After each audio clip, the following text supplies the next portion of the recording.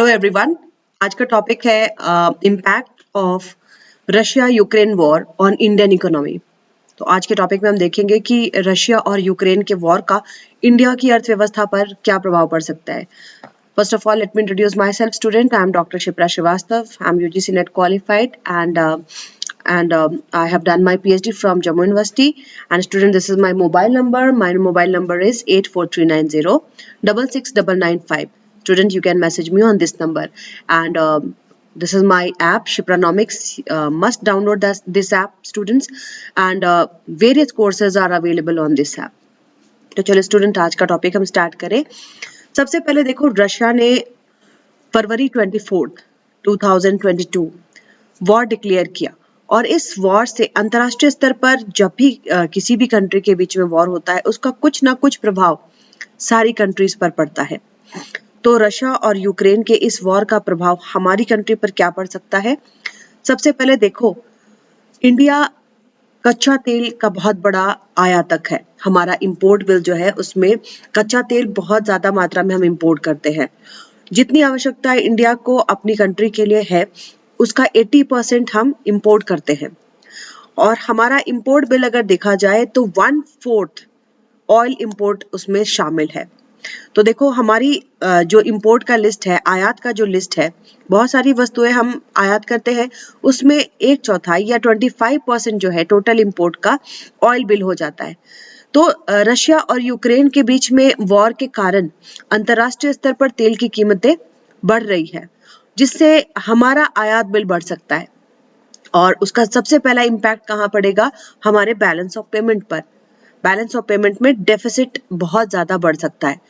Balance of payment में deficit कब होता है स्टूडेंट? जब इंपोर्ट ज्यादा करते हैं और एक्सपोर्ट कम हो जाता है। इंपोर्ट बिल हमारा कैसे बढ़ेगा? जब इंटरनेशनल लेवल पर तेल की कीमतें बढ़ेंगी तो हमारा आयात बिल अपने आप बढ़ जाएगा, और जिससे हमारे बैलेंस ऑफ पेमेंट में घाटा देख सकते हैं।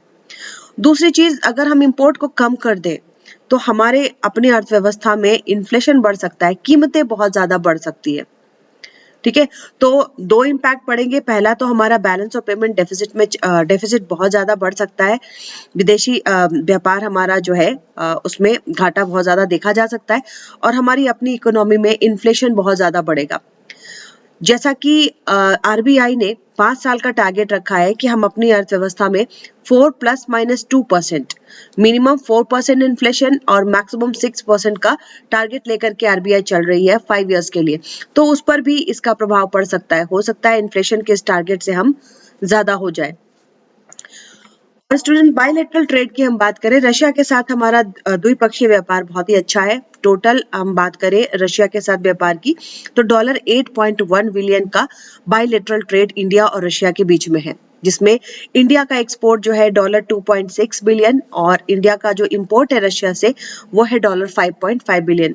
तो इस इंटरनेशनल ट्रेड को बनाए रखना भी जरूरी है, क्योंकि देखो, हम जितना भी जो रक्षा सामग्री है, डिफेंस से रिलेटेड जितने भी इक्विपमेंट हैं, बहुत ज्यादा रशिया से आयात करते हैं। तो वहां से अगर इसी तरीके से आयात को बनाए रखना है तो इंडिया को बहुत ज्यादा जरूरी है कि वो सैंक्शन ना लगाए किसी भी तरीके से। क्योंकि अभी जो न्यूज आ रहा था स्टूडेंट, उसमें था कि state bank of India stop handling trade with sanctioned Russian entities. तो अगर बैंक के द्वारा इस तरह से सैंक्शन लगाया जाएगा तो रशिया और इंडिया का जो बायलैटरल ट्रेड है वो प्रभावित हो सकता है। और दूसरा, इंडियन ऑयल कॉर्पोरेशन ने भी बोला है कि it would no longer accept cargoes of Russian crude. Russia की तरफ से जो भी कार्गोज आ रही हैं, उनको एक्सेप्ट करने से भी इनकार कर रहा है इंडियन ऑयल कॉर्पोरेशन। क्यों? क्योंकि उनके बीमा की जो है प्रॉब्लम हो रही है, इंश्योरेंस की प्रॉब्लम हो रही है।